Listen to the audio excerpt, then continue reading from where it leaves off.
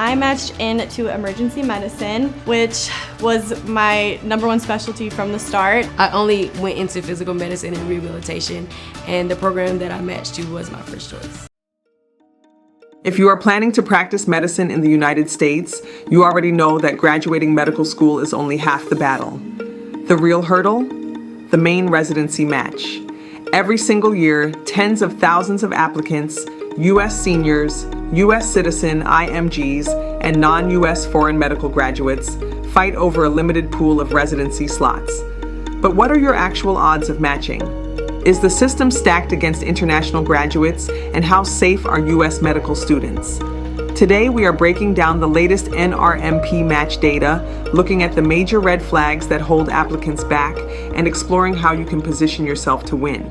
If you want the raw data without the sugarcoating, hit that subscribe button and let us dive in. Let us start with the baseline, U.S. allopathic MD seniors. If you are currently attending a USMD school, the probabilities are overwhelmingly in your favor. In the latest NRMP match cycle, USMD seniors achieved a 93.5% PGY1 match rate. That number has remained remarkably stable year over year. Right behind them are U.S. osteopathic DO seniors, who hit a record high match rate of 93.2%. The historic gap between MD and DO applicants in the primary match has virtually disappeared over the past few years. So, if you are a U.S. medical student, your probability of matching somewhere on your rank list is roughly 9 out of 10. But here is the catch. That 93% rate applies to matching in general. If you are aiming for highly competitive surgical subspecialties like orthopedics, plastic surgery, or dermatology, that probability drops significantly if your Step 2 CK scores and research metrics are not in the top percentile. Now let us talk about foreign medical graduates, historically referred to as FMGs, now officially categorized by the NRMP as International Medical Graduates, or IMGs. This group is split into 2 distinct categories, and the data shows very different realities for each. First, U.S. citizen IMGs. Believe it or not, U.S. citizens who went to Caribbean or foreign medical schools had a massive year. Their PGY1 match rate climbed to 70.0%, the highest rate recorded for this group in over 5 years. Why? While overall applicant numbers in this pool dipped slightly, program demand for qualified U.S. citizen applicants remained high. Second, non-U.S. citizen IMGs. For foreign-born graduates requiring visa sponsorship, the picture is much tougher. The match rate for non-U.S. IMGs sat at 56.4%. When you look under the hood of that statistic, visa status is the single biggest divider. Foreign-born IMGs who already hold a U.S. green card or permanent work authorization match at 67.9%.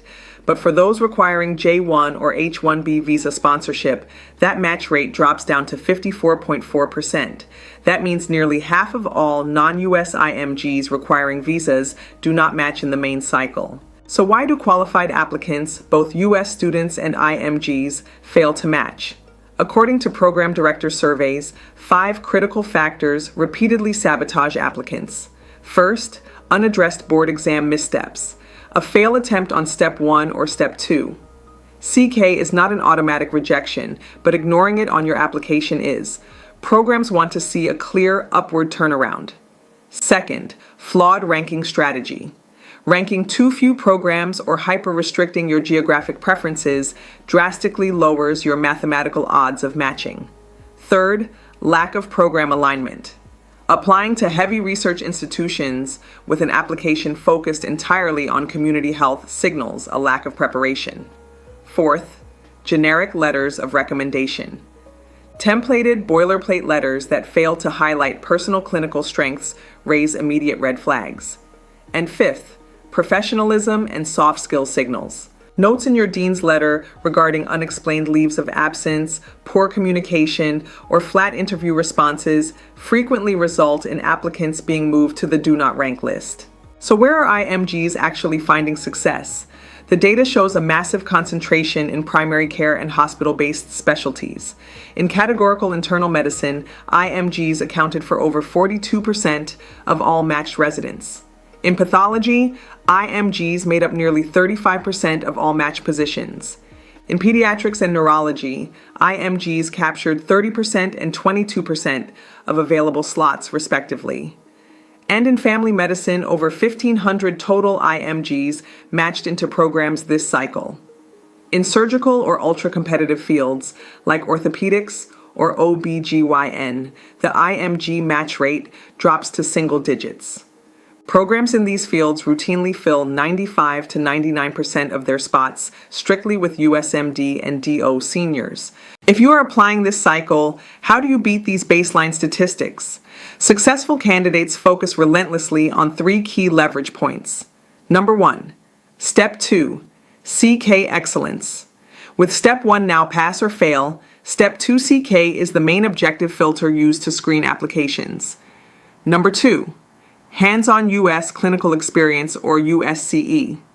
Observerships alone are no longer enough. Program directors place immense value on 8 to 16 weeks of hands-on U.S. experience accompanied by strong, personalized recommendations.